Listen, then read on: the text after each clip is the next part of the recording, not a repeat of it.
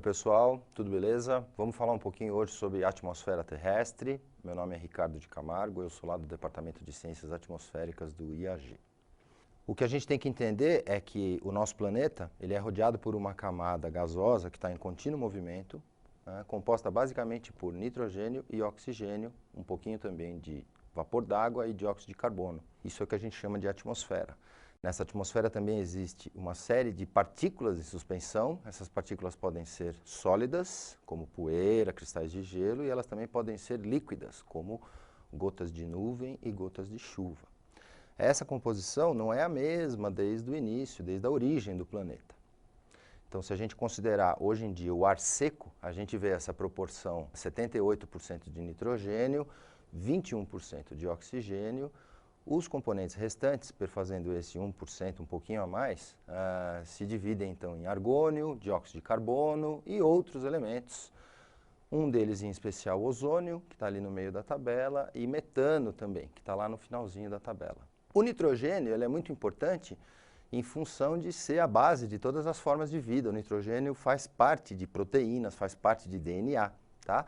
E bactérias e micro-organismos participam bastante da ciclagem desse elemento, porque ele tem em abundância no solo, nas plantas, em decomposição de seres vivos, de organismos e assim por diante. O oxigênio, a proporção dele não é tão grande hoje em dia, e a gente vai entender por quê. Ele foi se acumulando ao longo da história do planeta, e ele é basicamente consumido e formado por diversas formas de vida. Crucial para a respiração e para a fotossíntese, né, que diversos organismos aí dependem basicamente disso. O dióxido de carbono, ele tem uma concentração muito pequena, mas ele tem um papel muito importante em absorver a radiação emitida pela Terra para o espaço. Dessa maneira, ele faz parte do efeito estufa. Ele é um gás do efeito estufa, assim como o metano, assim como o óxido nitroso e outros de menor proporção e menor importância.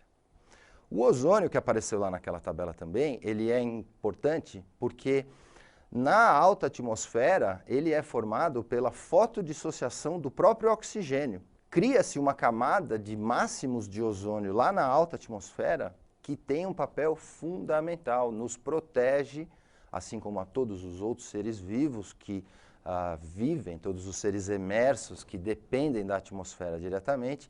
A camada de ozônio filtra a radiação ultravioleta contida nos raios solares, e essa radiação ultravioleta ela é nociva para a maioria dos seres vivos, então existe uma importância muito grande desse ozônio.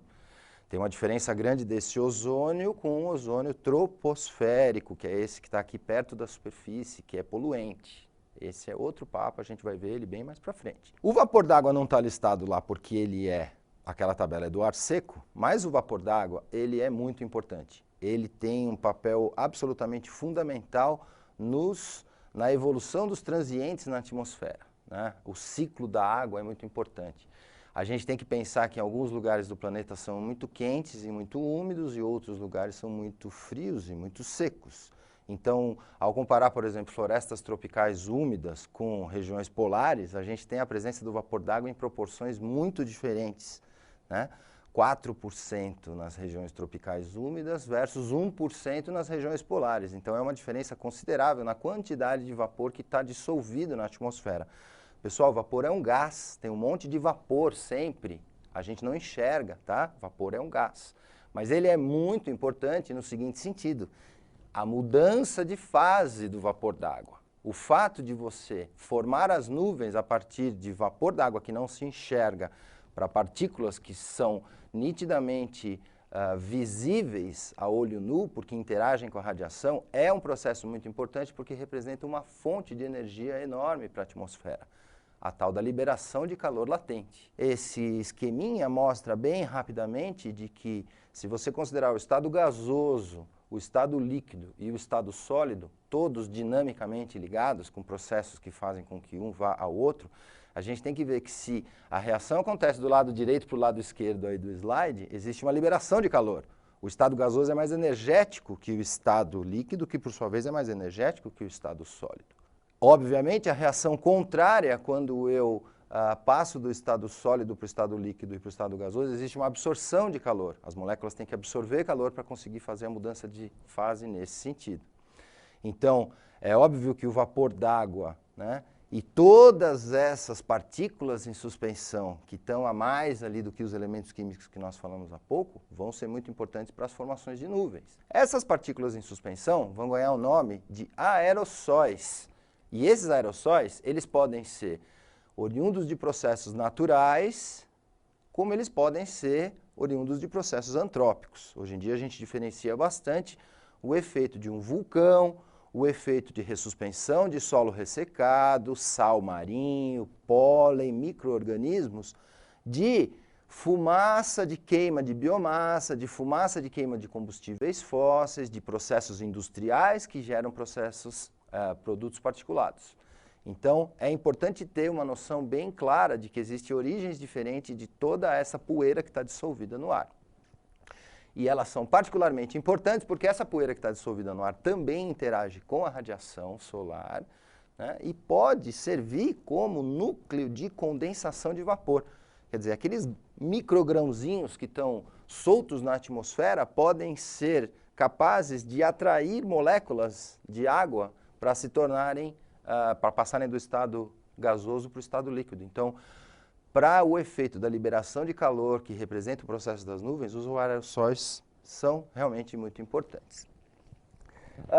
Como é que a gente entende a atmosfera hoje, né? É importante ver que a transformação da atmosfera esteve diretamente ligada à evolução do planeta, tá?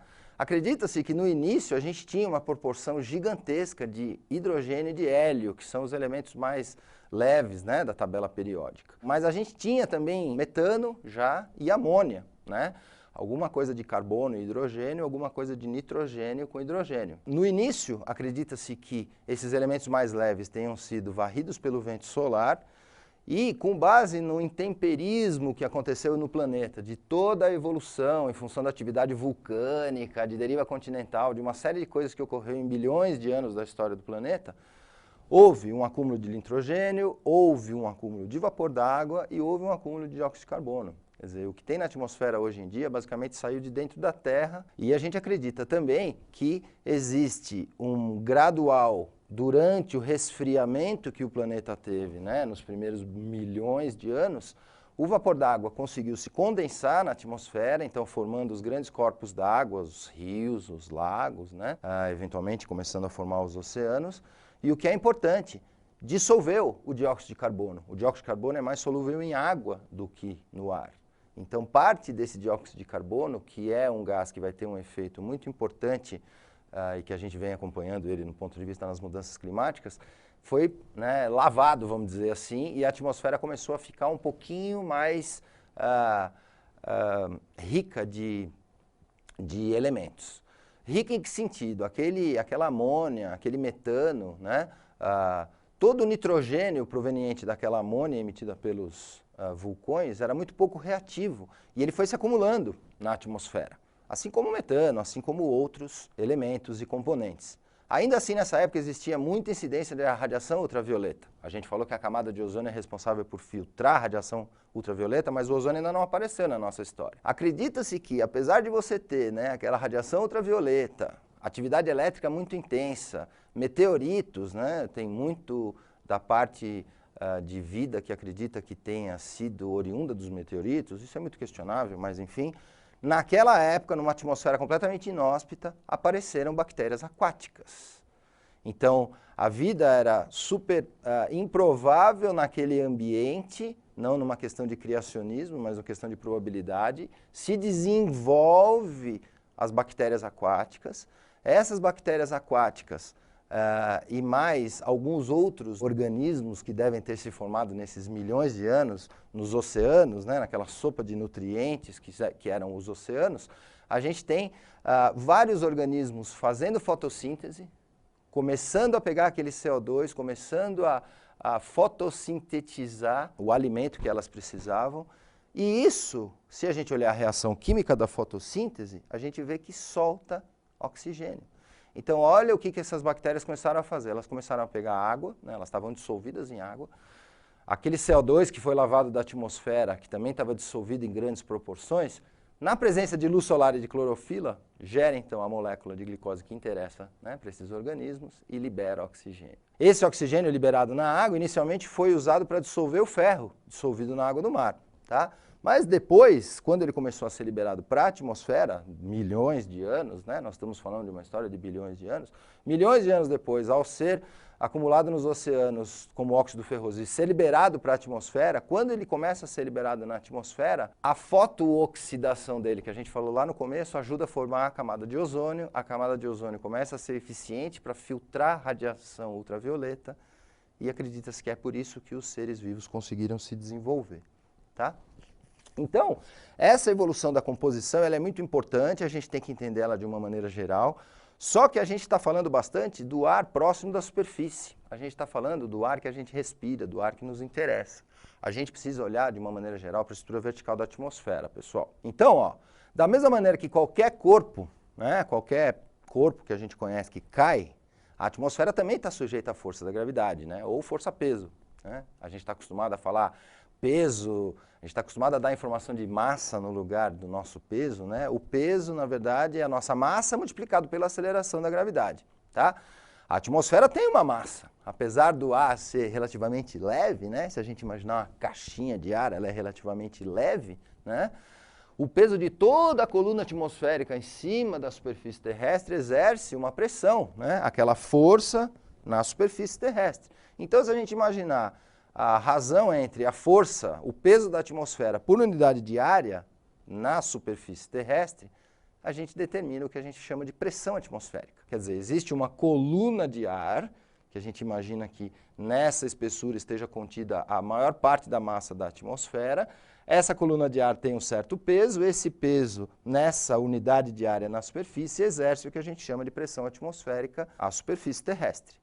Essa ideia da coluna atmosférica nos dá uma visão que quanto mais alto eu estiver, quanto mais longe eu estiver da superfície, menos coluna atmosférica eu tenho acima para pesar em cima do ponto de referência.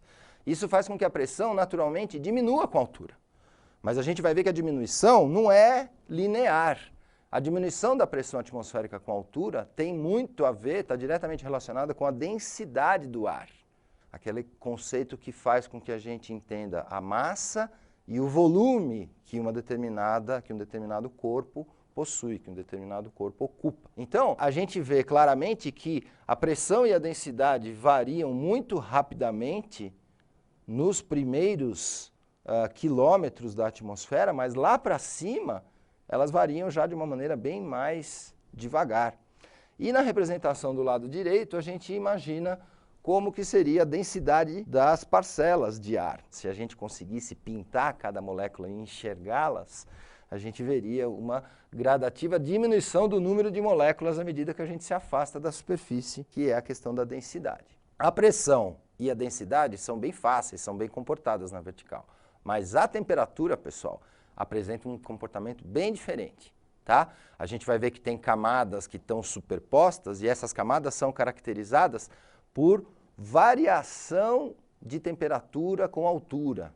Algumas aumentam a temperatura com altura, algumas diminuem a temperatura com altura. 4 nominhos importantes: troposfera, estratosfera, mesosfera e termosfera. Essas camadas aparecem agora nessa representação gráfica, né, dos primeiros, então, 150 quilômetros da atmosfera, e a gente vê a temperatura no eixo das abscissas, a altura no eixo das ordenadas. Então a gente vê uma região onde a temperatura diminui à medida que a altura aumenta, depois uma região que a temperatura fica constante, depois aumenta de novo, diminui e assim por diante, tá? Então os nominhos que a gente falou agora há pouco, a troposfera, a primeira de baixo para cima, a temperatura diminui com a altura. A troposfera vai apresentar umas características bastante interessantes. Acima dela tem a tropopausa, é uma camada que vai apresentar temperatura constante com a altura e vai inibir os processos verticais nessa região aqui. Ou seja, os fenômenos que os meteorologistas estão interessados são diretamente relacionados à troposfera e são limitados pela tropopausa, né, onde se desenvolvem as nuvens e assim por diante. Tem um destaque aqui também do máximo de ozônio, que a gente falou, lá em torno dos 30 km de altura, e as camadas superiores, né, apresentando, então, as diferentes variações de temperatura com a altura. A gente enxerga os meteoros interagindo com a mesosfera, numa camada onde a temperatura aumenta muito com a altura, então aquela rocha que incide no planeta, ela literalmente é queimada, e fenômenos tipo aurora boreal acontecem lá na termosfera, que é aquela camada lá em cima, que vai fazer a parte superior da nossa atmosfera. Então, pessoal, a troposfera, ela é a região mais estudada pelos meteorologistas, ela tem influência direta na superfície terrestre, é o ar que a gente respira, tá?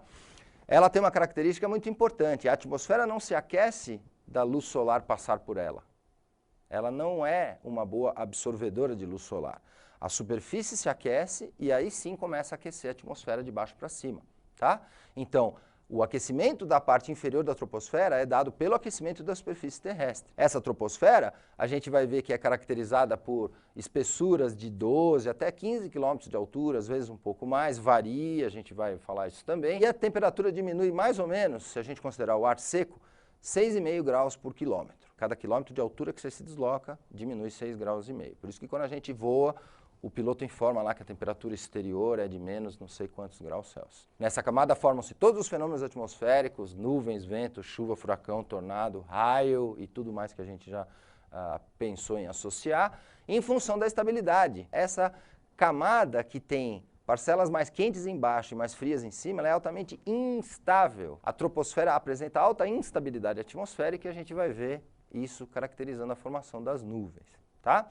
Existe uma diminuição, né? A troposfera na região equatorial ela é um pouco mais espessa e à medida que a gente vai indo para latitudes mais altas, existe uma diminuição da altura, da espessura da troposfera. Lembrando que ela fica limitada por cima pela tropopausa, que é aquela região de temperatura constante que limita movimentos verticais.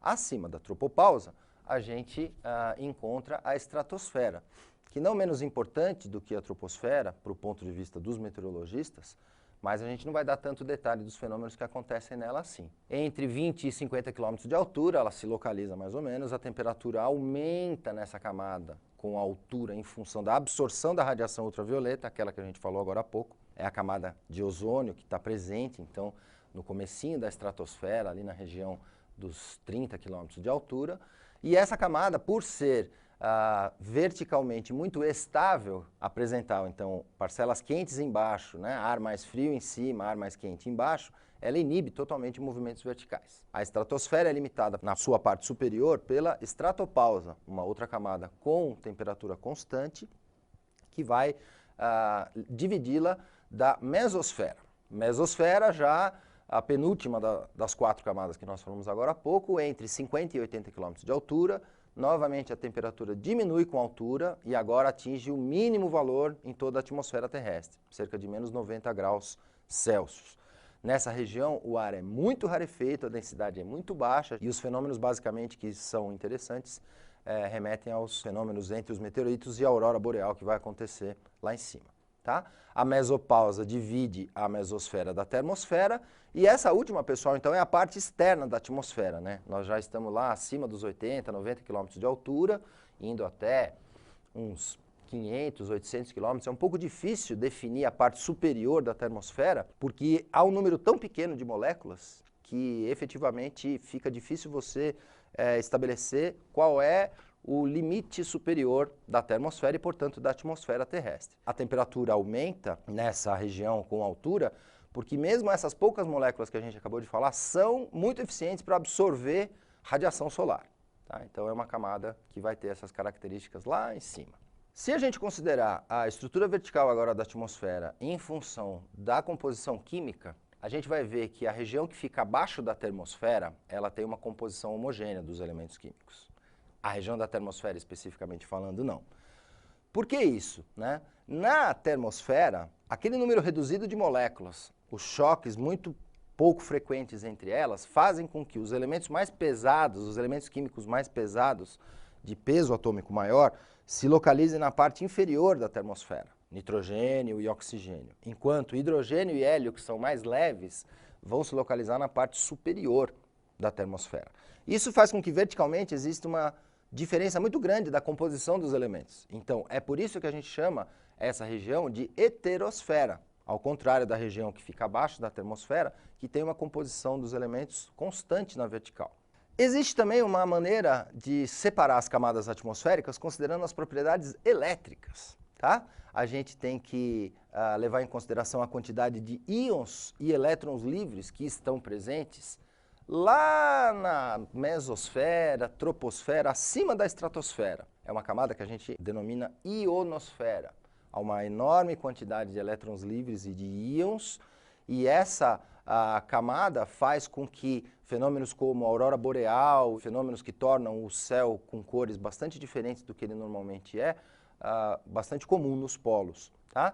Nessa camada também é importante pensar que mesmo lá em cima, lá longe, ela faz com que as ondas de rádio consigam ser refletidas e percorrer enormes distâncias na atmosfera terrestre. Então a gente consegue se comunicar em ondas de rádio em locais muito distantes no globo, porque lá na ionosfera as ondas de rádio acabam sendo refletidas para baixo. Tá?